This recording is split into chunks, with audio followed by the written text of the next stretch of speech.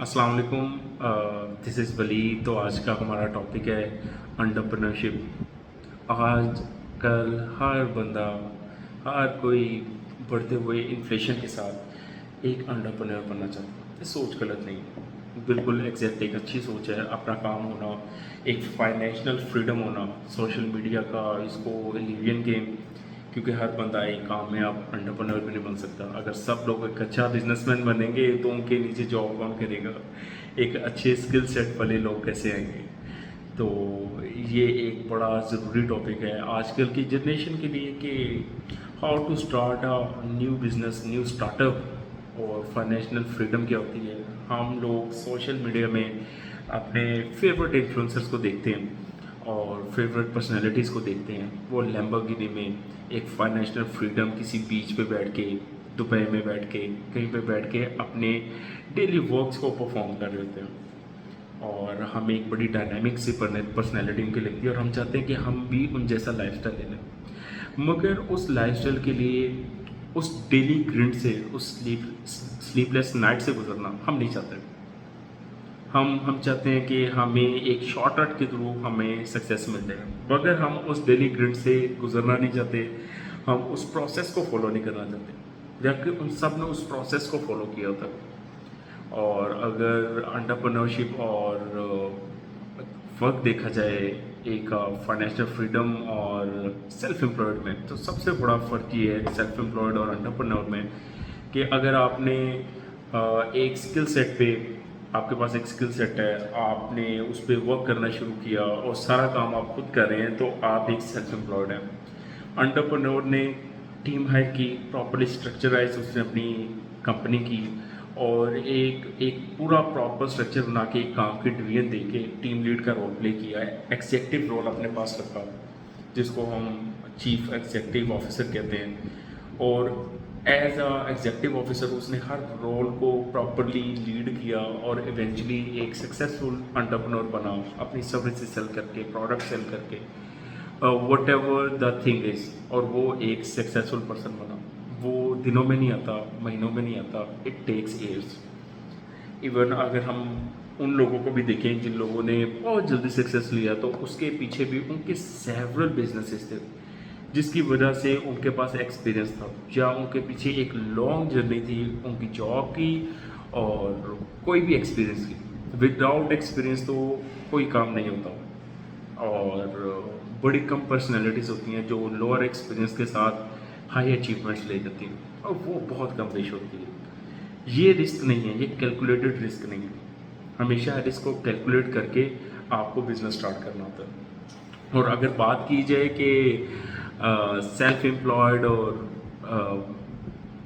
Entrepreneur में क्या फ़र्क है, तो सेल्फ एम्प्लॉयड तो आपको मैंने ऑलरेडी बता दिया, एंटरप्रेन्योर भी बता दिए, मगर इनमें मेनली डिफरेंस माइंडसेट क्या है। इन दोनों के माइंडसेट में ग्रोथ का बहुत ज़्यादा फ़र्क है।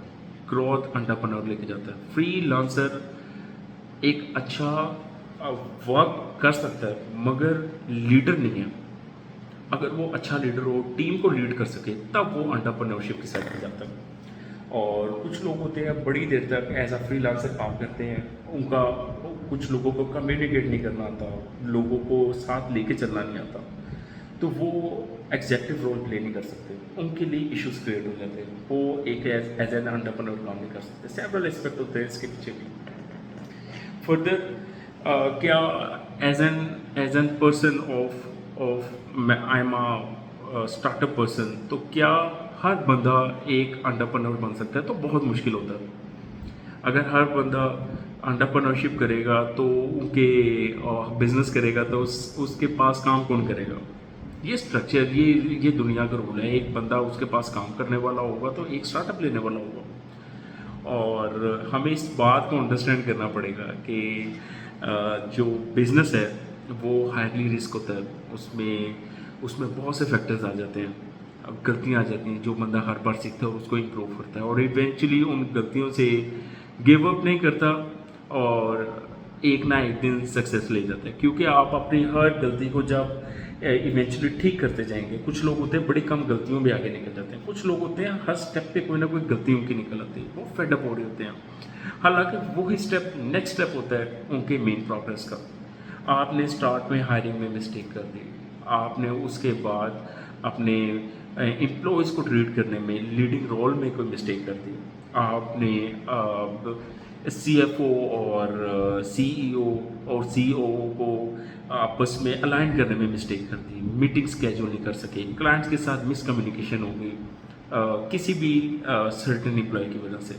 इन चीज़ों को मैनेज करना ही मेन एग्जेक्टिव रोल्स में आता है। आपने इन चीज़ों को किस तरह मैनेज किया और क्या किसी की गलती को आपने अग्रेसिवली रिस्पॉन्स किया कि आपने उसकी मिस्टेक को ठीक किया।